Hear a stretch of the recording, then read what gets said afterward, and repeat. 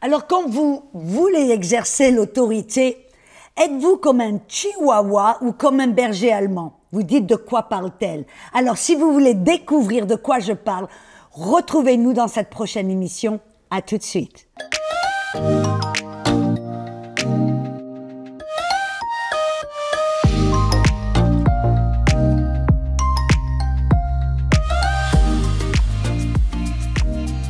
Bonjour et bienvenue à la Zone Rafa, je suis Audrey Mac. Et alors nous avons commencé une série vraiment sur l'autorité, notre autorité, c'est impératif que vous puissiez comprendre afin d'exercer cette autorité avec puissance. Amen. C'est ce que Dieu nous a appelé à faire. Amen. C'est notre ADN. Nous sommes faits en l'image de Dieu. Dieu qui est un Dieu qui règne. Un Dieu, le royaume de Dieu, ça veut dire que nous sommes des rois, nous sommes appelés à régner, dominer. On a vu dès le début que c'était l'objectif de Dieu. C'était le plan de Dieu pour l'homme dès le début. Il l'a créé en son image, il l'a placé sur la terre, lui a donné la terre, lui a remis toute autorité afin de restreindre le mal, de maintenir l'ordre et d'amener le royaume, la présence de Dieu. Et donc c'est à nous de le faire. C'est pour ça que Jésus, après la résurrection, est allé à la droite du Père et nous sommes le corps du Christ ici-bas et nous sommes appelés ici à amener le royaume de Dieu. Amen, le règne de Dieu.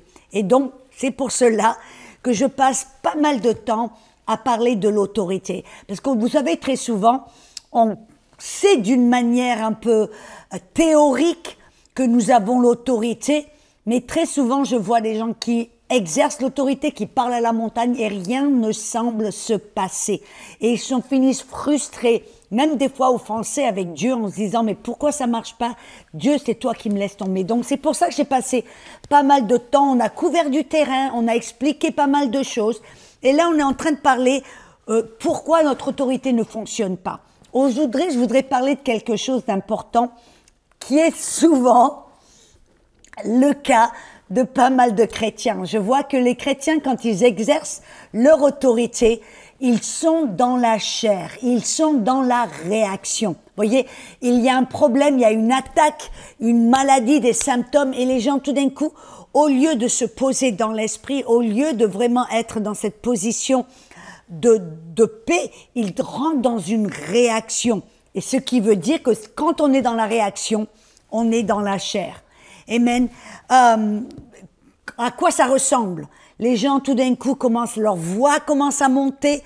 Ils pensent qu'ils doivent hurler afin d'exercer l'autorité. Ou alors, encore mieux, ils répètent le nom de Jésus autant de fois que possible. Et ils font en sorte que tout d'un coup, ils commencent à commander, à répéter le même commandement de différentes manières. Leur prière ou leur commandement commence à devenir de plus en plus long. Et ils regardent, rien qui se passe, et ils commencent, et ils répètent, et voilà, ils sont dans un mode réaction qui est, comme je dis, la chair. Mais vous savez, la Bible nous dit, dans Romains 14, 17, il dit « Le royaume de Dieu n'est pas le manger et le boire ». En d'autres mots, ça veut dire ce n'est pas ce qui se passe à l'extérieur, mais le royaume de Dieu, c'est la justice, la paix, la joie dans l'Esprit Saint. En d'autres mots, ce que ça veut dire, c'est que pour vous et pour moi, pour exercer l'autorité, nous ne devons pas être dans la chair, nous devons être dans l'esprit.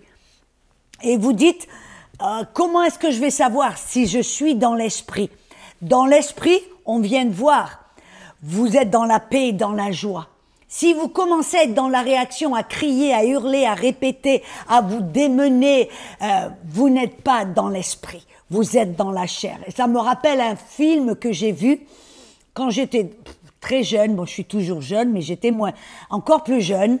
Et peut-être c'est un film dont vous avez entendu parler. C'était le Karate Kid.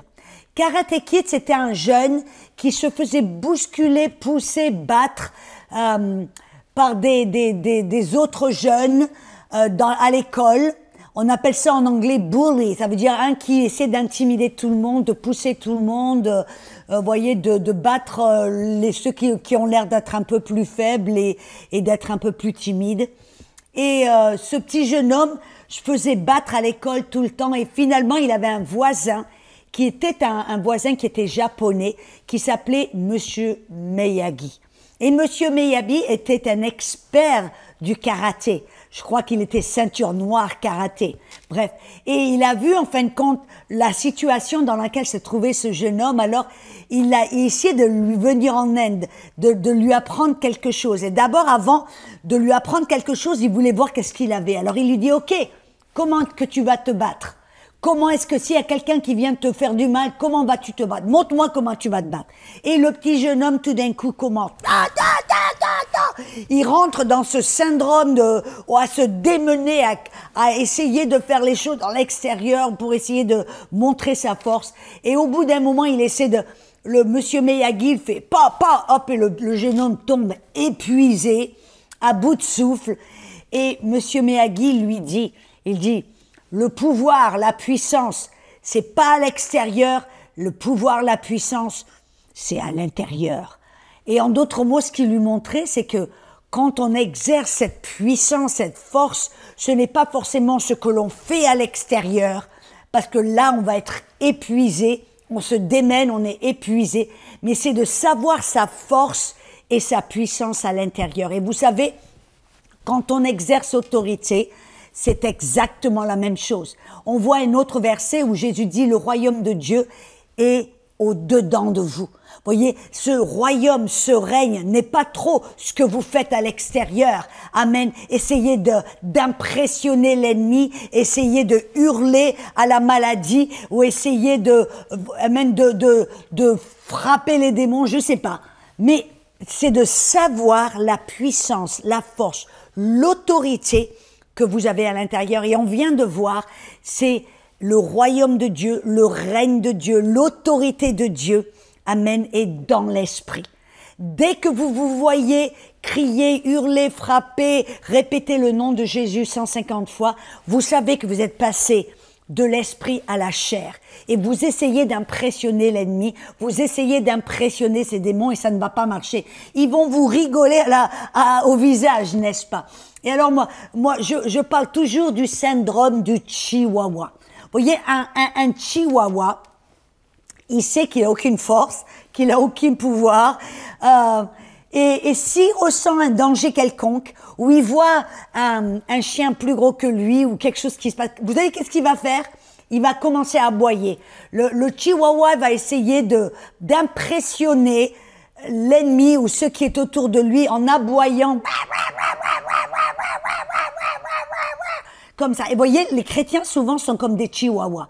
Ils pensent qu'en aboyant fort et longtemps, ça va avoir un effet quelconque. Mais au contraire, ça va, en fin de compte, l'ennemi va vous rigoler au visage. Et parce qu'il y a un verset, je crois que c'est dans Philippiens 2:8 ou 2:18, je ne me rappelle plus. Il dit que quand on est dans la paix, amen, c'est un signe à l'ennemi, un signe de sa perdition, un signe de sa fin. Voyez, quand vous êtes dans la paix et que l'ennemi vous attaque, c'est une preuve pour lui qu'il a déjà perdu, que vous n'êtes pas intimidé, que vous n'êtes pas impressionné, que vous connaissez le pouvoir, l'autorité qui est en vous. Dès que vous rentrez dans la réaction, amen, vous avez déjà perdu. Alors ça veut dire que vous et moi, nous devons rester dans l'esprit, rester dans la paix et rester, vous voyez, comme un berger allemand. Je dis, voilà le contraire avec du chihuahua et du berger allemand. Un berger allemand, s'il est là tout d'un coup, qu'il ressent un danger ou qu'il voit un animal qui va essayer de venir l'attaquer, vous savez qu'est-ce que le berger allemand va faire? Il va se lever, pointer les oreilles et montrer une dent. Ça va faire « oh ». C'est suffisant. Il aboie même pas, il va simplement montrer une dent, se lever et montrer il est là. Vous voyez, ça c'est le berger allemand, il sait qu'il a de la force. Le chihuahua, au contraire, il sait qu'il a zéro pouvoir, zéro force, alors il a peur. Et dans la peur, il est dans la réaction. Alors, je veux vous envoyer un avertissement, frères et sœurs, amen, ne soyez pas des chihuahuas dans le royaume de Dieu. Arrêtez d'aboyer, de crier, de répéter le nom de Jésus 150 fois. Restez dans l'esprit.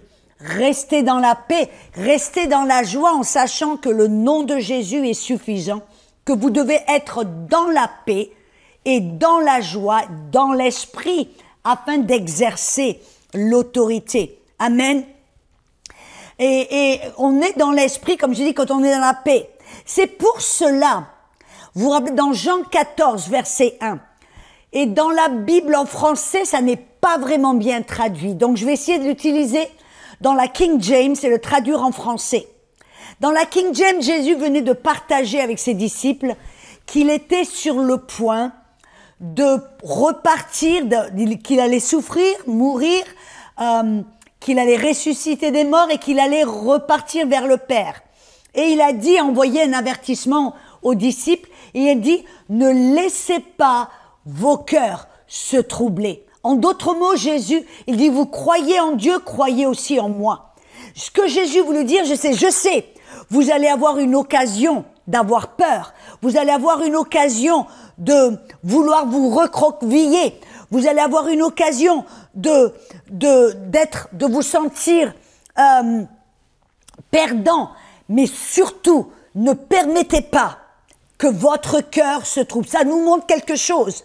Ça nous montre qu'on a un choix. Ça nous montre qu'on doit être intentionnel.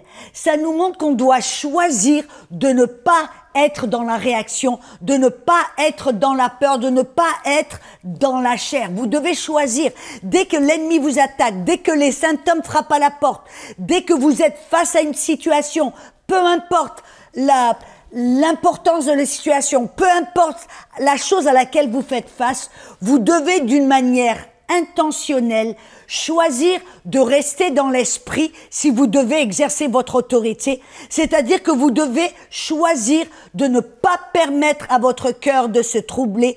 Vous devez, coacher votre cœur à rester dans la paix. Car quand vous êtes dans la paix, vous allez être dans l'esprit. Quand vous serez dans l'esprit, rappelez-vous ce que Jésus a dit, je chasse les démons par l'esprit de Dieu ou par le doigt de Dieu. Quand vous êtes dans l'esprit, c'est là que vous pouvez exercer autorité. Vous savez, c'est pour ça que dans Colossiens 3,15, il dit que la paix de Christ à laquelle vous êtes appelés règne dans vos cœurs. Quand la paix règne dans vos cœurs, c'est-à-dire que vous ne permettez pas à votre cœur de rentrer dans la réaction, de rentrer dans la peur, de rentrer dans l'appréhension, vous coachez votre cœur, vous parlez à votre cœur, dites non, on ne va pas avoir peur, non, on ne va pas être dans la panique, mode panique, non, on ne va pas être dans la réaction. On choisit d'être dans la paix. Pourquoi? Parce qu'on sait que Dieu est fidèle, que Dieu est bon. C'est ce que Jésus a dit. Ne permettez pas à votre cœur de se troubler. Vous croyez en Dieu, croyez aussi en moi. Bien, ayez confiance en moi. Amen. Quand vous faites face à une situation, peu importe la gravité de la situation, vous devez immédiatement coacher votre cœur de rester dans la paix en vous rappelant que Dieu est votre Dieu, qu'il connaît votre situation, qu'il n'est pas pris au dépourvu, que Dieu est fidèle, il vous a aidé avant, il vous aidera aujourd'hui et demain. C'est comme cela que vous allez pouvoir permettre à votre cœur de rester dans la paix. C'est ce que Jésus a dit dans Jean 14, verset 27. Imaginez la situation. Les disciples ont marché avec Jésus pendant 3 ans et demi. Peu importe la situation à laquelle ils faisaient face, peu importe les attaques, les problèmes, les maladies, les démoniaques, les tempêtes, peu importe. Amen. Jésus leur avait démontré qu'ils devaient rester dans la paix. Et avant de partir, alors qu'il leur a expliqué qu'ils étaient sur le point d'être maintenant tout seuls à se débrouiller, et je peux m'imaginer la panique qui a pu rentrer dans les rangs, Jésus leur a parlé et leur a dit, non, je vous laisse la paix. Je vous donne ma paix. Non pas comme le monde donne. Et la paix du monde, c'est quoi? On a la paix quand tout va bien autour de nous. Et Jésus dit non, je vous donne pas ce genre de paix qui est une paix superficielle, dépendant à l'extérieur. Il dit, je vous donne ma paix. La paix qui est à l'intérieur. Et il dit que votre cœur ne se trouble pas. et ne s'alarme pas. Ça, vous allez devoir être intentionnel. Voyez, je me rappelle un exemple. Voyez, en tant que missionnaire, je prends des avions tout le temps et le Saint-Esprit m'a enseigné à faire certaines choses pour éviter des problèmes. Donc là, me voilà, j'atterris, je sors de l'avion. Et une chose qu'il m'a appris à faire, c'est dès que j'atterris, de chercher la prochaine porte d'embarquement. Et là, quand je vais à la porte d'embarcation, alors là, je peux aller au WC. Là, je peux m'arrêter pour manger. Là, je peux acheter quelque chose si j'en ai besoin. Amen. Et alors là, c'est ce que je fais, c'est ce que j'ai adopté et ça marche. Alors là, me voilà, j'atterris Atlanta, le terminal T, qui est le terminal de la sécurité. Et alors là, qu'est-ce que je fais? Je sors de l'avion, je regarde quelle est ma prochaine porte, là où je vais, et je vois que je n'ai que 30 minutes, que mon prochain vol va décoller dans 30 minutes. Donc, je n'ai pas de temps à perdre. Mais alors là, que je passe devant, près du centre de sécurité, le Saint-Esprit me parle. J'entends cette parole à l'intérieur, arrête-toi au WC. Et moi-même, ma première, je me dis, mais non, je ne m'arrête pas au WC, je dois aller à ma prochaine porte. Je peux pas m'arrêter maintenant. Mais parce que je savais que c'était hors de mon contexte, quelque chose qui n'est pas normal pour Audrey Mac, amen, car Audrey Mac, elle va directement à la prochaine porte, amen.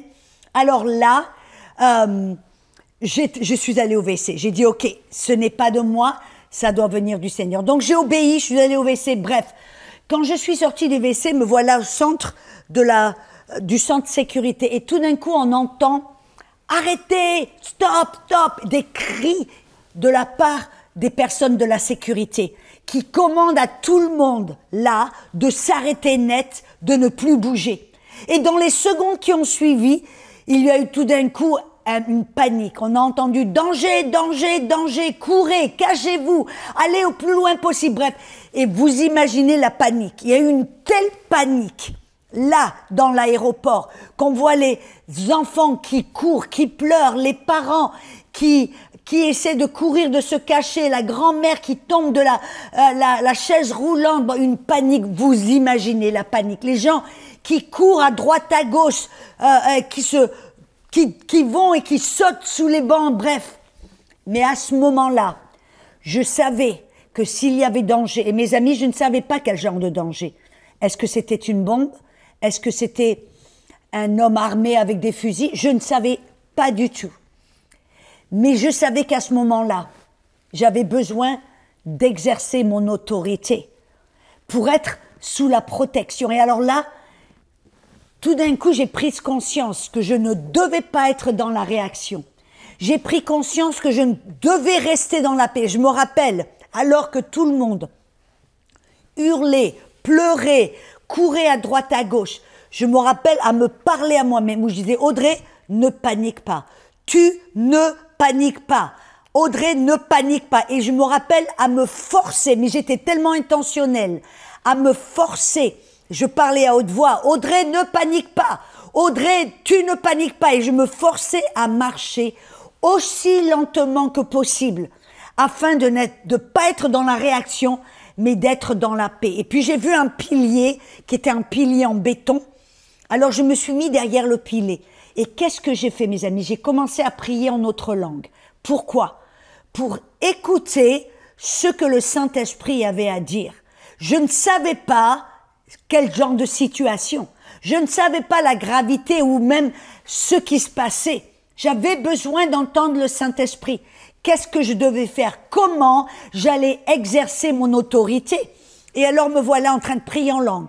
Et alors que je prie en langue, au bout de 5 minutes, je m'entends exercer l'autorité. Mais vous voyez, j'étais dans une position de calme, de paix.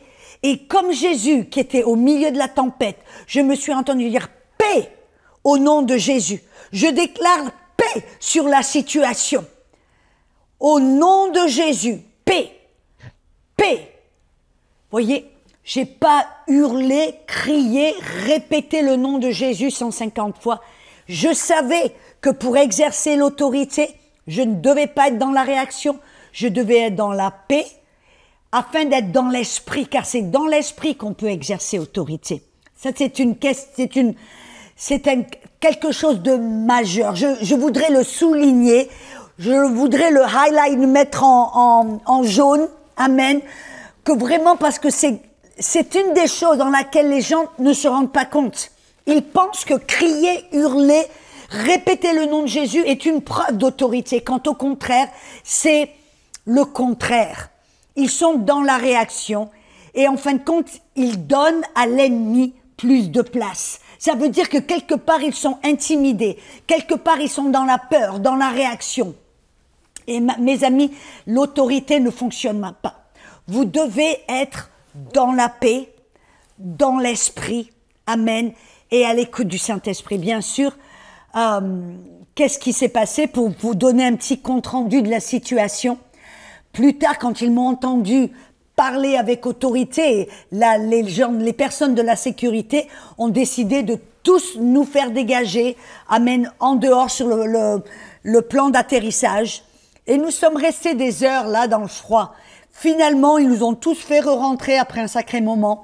On est passé au travers de la sécurité. J'ai pu prendre le dernier avion de la journée pour aller à San Antonio. Mais vous savez ce que j'ai découvert plus tard? Que là, dans l'aéroport, il y avait un homme qui était là, au milieu de la sécurité, avec un sac rempli d'armes à feu. Et alors qu'il était sur le point, il a mis sa main dans le sac pour tirer des armes à feu, pour, j'en suis persuadée, tuer autant de personnes que possible. Sa main était congelée, elle ne pouvait pas sortir, sa main était coincée dans le sac et il ne pouvait pas retirer la main du sac. De sorte qu'il était tellement frustré. Et qu'est-ce qui s'est passé? Il y a eu une fausse décharge. Et il a été tellement frustré. Regardez autour où il y a eu une panique totale qu'il a pris le sac avec les armes à feu. Il a couru loin hors de l'aéroport, aussi loin que possible. Et bien sûr, ils l'ont retrouvé quelques jours plus tard. Et on a découvert que c'était un criminel qui avait été en prison pour plusieurs meurtres, un ou plusieurs meurtres. Bref, voyez, on peut voir là directement l'intention de cet homme dans l'aéroport d'Atlanta. Mais parce que j'avais appris que l'autorité s'exerce dans l'esprit, et on est dans l'esprit quand on reste dans la paix, et on est à l'écoute du Saint-Esprit, alors sans crier, sans hurler, sans me démener comme un chihuahua, amen, en simplement commander la paix sur la situation. Dieu, qu'est-ce qu'il a fait? J'en suis persuadée, il a fait que cet homme ne pouvait plus retirer la main du sac. Ta main était gelée. Je ne sais pas ce que Dieu a fait. Je sais une chose, c'est que cet homme était incapable de faire la chose pour laquelle il était venu à l'aéroport. Son plan a été complètement arrêté. Pourquoi? Parce que, et je n'étais peut-être pas la seule personne à exercer l'autorité, il y avait peut-être plusieurs personnes, mais je sais, et j'ai appris quelque chose là, que, amen, nous sommes appelés à exercer l'autorité, des fois même dans des endroits les plus différents, dans des aéroports, au supermarché, partout et nulle part. Nous devons être prêts. Nous devons savoir que nous avons autorité. Nous devons être dans l'esprit. Amen. Nous devons être dans la paix. Et on exerce l'autorité de cette position. Mes amis, ça c'est une vérité, une clé majeure que j'espère que vous allez vraiment saisir en vous disant, dès que vous êtes attaqué, dès que vous êtes face à un problème, dès que vous êtes tenté d'être dans la réaction, rappelez-vous les paroles de Jésus. Ne laisse pas ton cœur se troubler. Tu crois en Dieu, crois aussi en lui. Et quand on croit en Dieu et que notre foi et confiance est en Dieu, on sait que peu importe la situation, on n'a pas besoin de rentrer dans un mode panique, dans une réaction et dans la peur. On reste dans la paix en sachant que Dieu comprend et connaît la situation. On n'a pas besoin de paniquer, on a simplement besoin de commander, de coacher notre cœur à rester dans la paix. Car dans la paix, on est dans l'esprit, on peut exercer l'autorité. Oh là là, ça c'est quelque chose de tellement puissant. Et écoutez-moi bien, mes amis, quand vous êtes dans la réaction, à commander et à répéter et à crier et à hurler et à faire comme Karate Kid du karaté spirituel en pensant que vous faites quelque chose de puissant. Non, non, au contraire, vous allez être comme lui, épuisé, frustré et rien qui va se passer. Vous savez qu'est-ce que vous faites quand vous êtes dans ce mode de réaction? Vous donnez à l'ennemi plus d'attention qu'il est nécessaire. Voyez, l'ennemi, on ne devrait pas lui donner de la place. On doit exercer notre autorité et on ne doit pas parler de lui donner plus d'attention. Vous voyez, quand je rencontre des gens qui parlent du diable, qui sont dans cette mode tout le temps de crier, de hurler, ce que ça me montre, en fin de compte, c'est c'est une forme de louange. Il donne le plus d'attention, le plus il parle du diable, le plus il parle au diable, le plus il continue à crier, à se démener, à commander. Qu'est-ce qu'ils font? C'est une forme de louange. C'est une forme d'attention. Quand on donne notre attention à quelque chose ou à quelqu'un, c'est une forme de louange. Et c'est ce que le diable veut, n'est-ce pas? Il désire notre attention parce qu'il désire notre louange. Je sais que vous vous dites, mais je suis pas en train de louer. Oui, vous lui donnez votre attention. Vous mettez votre regard sur lui. Vous faites attention à ce qu'il fait, à ce qu'il dit. Et vous êtes là, vos yeux fixés sur lui. Non, non, non, mes amis. Rappelez-vous ce que Jésus a dit. Et aussi dans le livre de Hébreux. Il dit 2:12. Fixez votre attention sur Jésus, qui lui est le consommateur, qui est le commencement. J'ai la parole qui m'a échappé. Il est en fin de compte le commencement et le perfectionnement de votre foi. Qu'est-ce que ça veut dire? Que nos yeux doivent toujours être sur Jésus. Dès que l'ennemi commence à se démener et qu'on lui donne trop d'attention, c'est une forme de louange. Et voyez, quand vous êtes comme ça, qu'est-ce que vous faites? Vous cédez à la peur, vous cédez à l'intimidation. Et je vous dis, de cette manière, vous n'allez jamais réussir. Et voyez, vous devez vous dire quelque chose. L'ennemi, il est comme une petite souris avec un grand mégaphone. Il aime faire du bruit, il aime attirer l'attention de tout le monde, il veut votre attention. Pourquoi? Parce qu'il désire la louange, il désire qu'on le voit, qu'on le regarde, qu'on pense à lui, qu'on parle de lui, qu'on le regarde. Alors ne tombons pas une fois de plus dans son panneau, non, restons dans la paix, exerçons notre autorité avec paix et joie en sachant qu'au nom de Jésus, l'ennemi doit partir. Amen. Soyez bénis, on se retrouve pour une prochaine émission.